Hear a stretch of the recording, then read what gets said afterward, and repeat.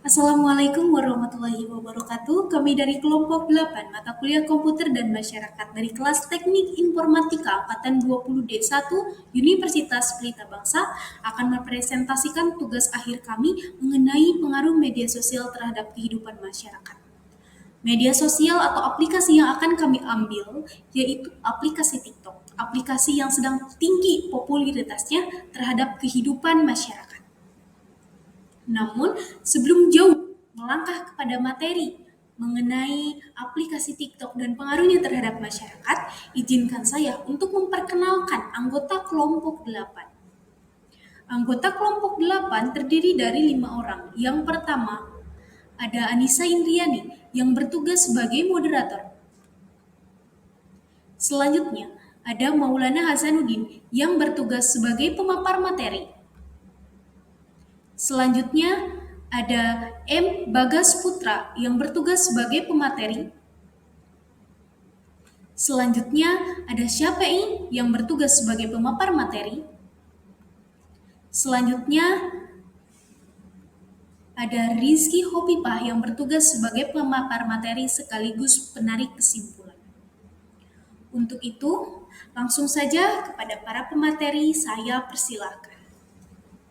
Oke, jadi kelompok kami akan membahas tentang dampak dari aplikasi TikTok. Poin-poin yang akan kami sampaikan yaitu, apa sih itu TikTok? Lalu, apa dampak positif dari TikTok dan dampak negatif dari TikTok? Nah, teman-teman, apa sih yang kalian pikirkan ketika kalian ngedengar kata TikTok? Apa yang kalian pikirin itu hal-hal yang semacam ini? 30 detik belajar Flowcook.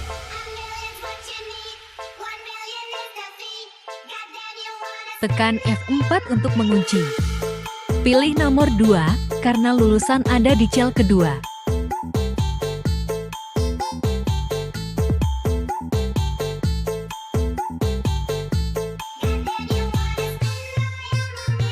Tekan F4 untuk mengunci. Pilih na 3, karena gaji ada di cel ketiga. Nah, gampang banget kan?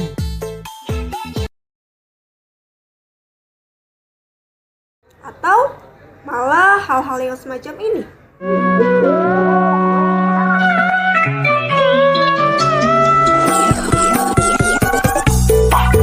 Pretty ting, nice to meet you, mucho gusto. Sweeter than a churro, she call me Papi Chulo. Yeah, I'm single, baby girl, but how about you though? Tryna make you my number one, tryna make you my numero uno.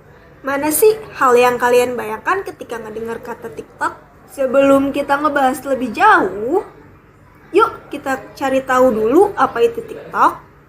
TikTok adalah sebuah aplikasi hiburan yang memungkinkan usernya untuk membuat video berdurasi pendek yang dilengkapi dengan fitur seperti musik, filter, dan fitur kreatif lainnya. Adapun tampilan dari TikTok itu sendiri ada beranda, pesan, profil, dan juga pencarian. Nah, lalu dari mana sih asal aplikasi TikTok itu? Nah, jadi aplikasi TikTok itu berasal dari Tiongkok, Cina. Awalnya ByteDance meluncurkan aplikasi bernama Douyin. Ternyata popularitasnya itu sangat tinggi sehingga membuat Tiongkok memperluas pasarnya. Dan juga mengenalkan aplikasi TikTok. Nah, terbuktikan saat ini aplikasi TikTok adalah aplikasi terpopuler kedua setelah WhatsApp.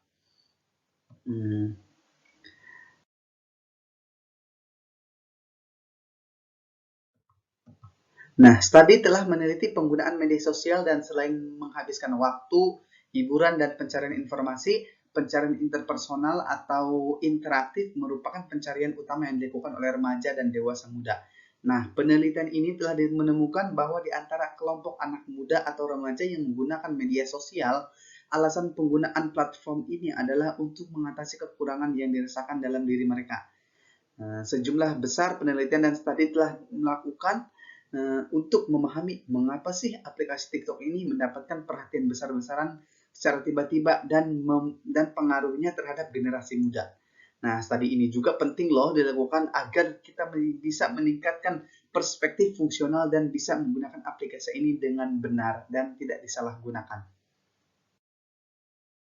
Nah, di sini faktor-faktor yang mempengaruhi kepercayaan diri, yang pertama yaitu pola asuh, yang kedua yaitu kematangan usia, yang ketiga yaitu jenis kelamin, yang keempat yaitu penampilan fisik, yang kelima yaitu hubungan keluarga, dan yang keenam adalah teman sebaya.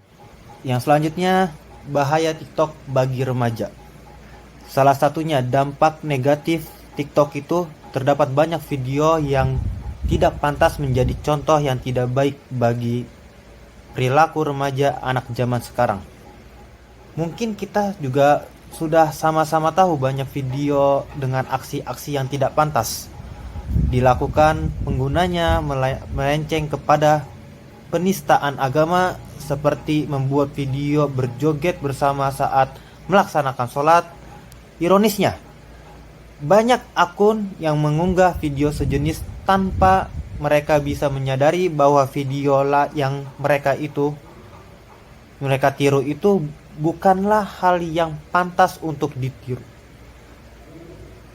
yang dapat membuat kenakalan anak zaman sekarang semakin beragam. Dalam hal ini diperlukan peran keluarga dan peran orang tua dalam mendidik anak-anaknya dengan memberikan pengarahan pada anaknya yang kecanduan TikTok. Belum lagi adanya kasus-kasus lain memberikan dampak negatif pada penggunanya karena melakukan aksi yang kurang baik bagi dirinya maupun merugikan diri. Nah, di sini saya akan membacakan tentang beberapa hal positif dan negatif dari aplikasi TikTok untuk remaja. Dan di sini saya akan membahas dari sisi positifnya terlebih dulu. Di poin pertama ini, di sini ada sebagai salah satu aplikasi yang dapat mendorong kreativitas. Tentu kita juga banyak menemukan sisi positif ya dari TikTok itu. Contohnya kayak banyak pembuat video-video edukasi seperti itu, video-video editing yang menarik lah untuk kita pelajari. Nah, yang kedua ini dapat mengasah bakat remaja dalam editing video. Nah, di sini juga saya banyak nih di TikTok menemukan kayak semacam pembuatan kartun kayak tai lalat, sinopal, itu tuh sangat berdampak positif lah, selain juga bisa menghasilkan uang, feedbacknya banyak untuk kita juga. Nah, di sisi negatifnya ini juga banyak nih, di sisi negatifnya untuk poin yang negatif. Nah, satu nih, TikTok menjadi penyebab generasi remaja untuk suka bergoyang ria.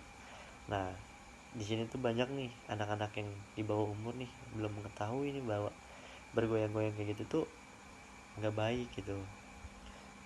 Dan juga yang udah remaja, alangkah baiknya kita tuh harus mengedukasi lah untuk memberitahu kalau itu tuh nggak baik buat ditiru. Nah, di poin 2 ini banyak anak di bawah umur yang sudah seperti orang dewasa pada saat bergoyang ria. Nah, di sini juga nih banyak anak-anak kecil yang berpakaian juga selayaknya anak-anak di atas 18 tahun ya gitu. Ini juga efek dari orang-orang dewasa juga sih, yang juga nggak mengefilter lah buat membagiin konten-konten yang dia buat. Media sosial TikTok ini dapat membantu tugas perkembangan remaja, yaitu meningkatkan kepercayaan diri dengan presentasi sebesar 54,5%. Namun, jadi ada namunnya nih. Tetapi diperlukannya pengawasan serta peran dari semua pihak terhadap remaja dalam penggunaan media ini. Walaupun banyak konten dari aplikasi TikTok mengandung hal-hal yang negatif, namun tidak menutup kemungkinan terdapat hal-hal positif juga di dalamnya, seperti banyaknya challenge positif untuk meningkatkan kepercayaan diri remaja. Diperlukan sikap bijak dari para remaja dalam menggunakan aplikasi TikTok. Nah, jadi kita tuh sebagai orang-orang yang paham tentang, tahulah sisi negatif dan positif dari TikTok itu, alangkah baiknya kita tuh banyak-banyak edukasi, entah itu buat adik kita, tetangga kita, lingkungan kita, edukasi orang tuanya juga harus pantau anaknya dalam bersosial media.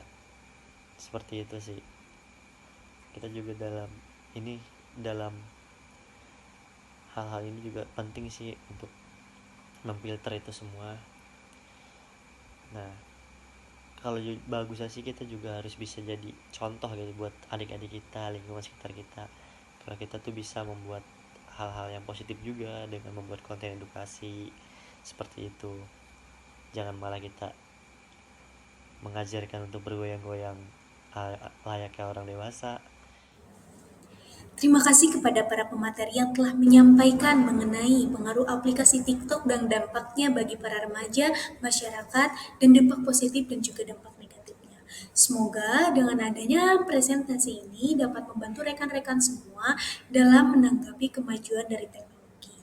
Mari kita jadikan kemajuan teknologi ini bukan menjadi kemunduran pola pikir. Jadilah masyarakat ataupun jadilah manusia yang cerdas dalam memfilter hal-hal yang baik dan hal-hal yang buruk bagi kehidupan.